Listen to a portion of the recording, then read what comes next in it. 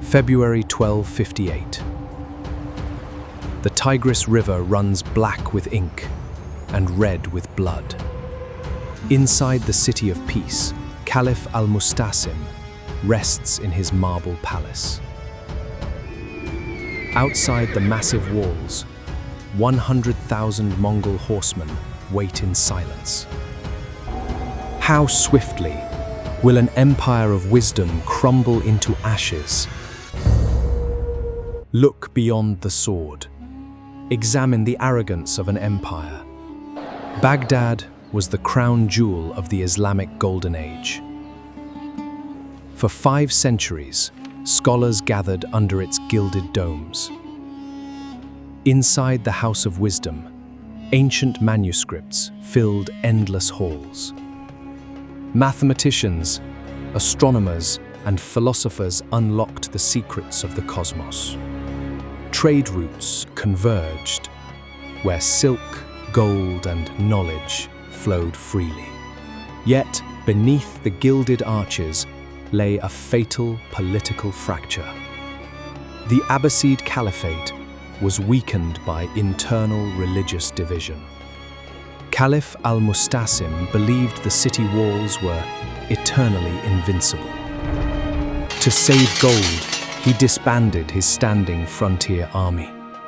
He ignored urgent warning letters sent by neighboring governors. Blind arrogance sealed the fate of 800,000 souls. The Golden Empire marched unprepared, straight into the abyss. As the storm gathered, 2 powerful leaders faced each other. Hulagu Khan, grandson of Genghis Khan, commanded the Mongol horde. His siege engineers assembled colossal wooden catapults from distant forests. He demanded complete surrender and total submission from Baghdad. Caliph Al-Musta'sim sent back arrogant insult messages to the Khan. He boasted that Allah would strike down any invading army. Grand Vizier Ibn al-Alqami secretly counseled appeasement and compromise. Neither side would yield as the Iron Ring tightened. The countdown to total destruction had begun. In late January 1258, the Mongol siege engines roared.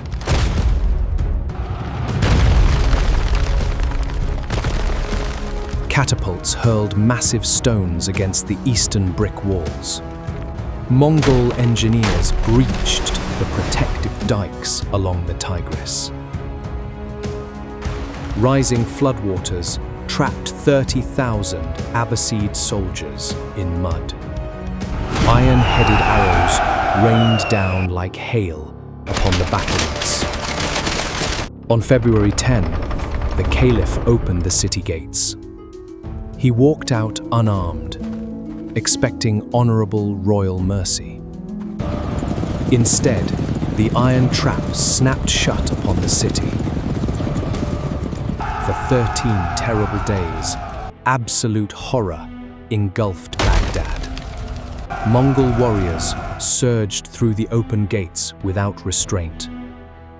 Palaces, mosques, and hospitals were systematically put to the torch. 800,000 civilians perished in the violent chaos. The House of Wisdom was raided and completely dismantled. Unreplaceable manuscripts were cast into the deep river. The Tigris ran black with ink from ancient books. Then the waters turned red with human blood. Caliph Al-Musta'sim was rolled in a thick wool carpet. Mongol horses trampled him to death beneath their hooves. When the smoke cleared, the Islamic Golden Age was gone. Centuries of scientific progress were erased in 2 weeks. The stench of death hung over the deserted ruins. Hulagu Khan moved his camp away to escape pestilence. 500 years of Abbasid rule ended forever. Irreplaceable medical and mathematical knowledge vanished into oblivion.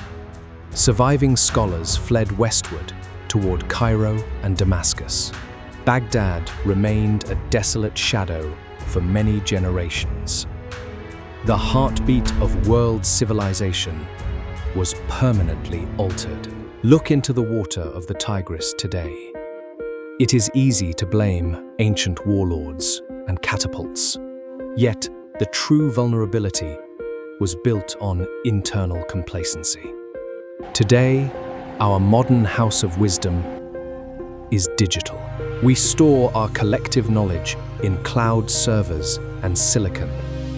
We believe our global digital networks are unsinkable. When crisis messages flicker on our glowing screens, history teaches that wisdom without vigilance invites sudden ruin.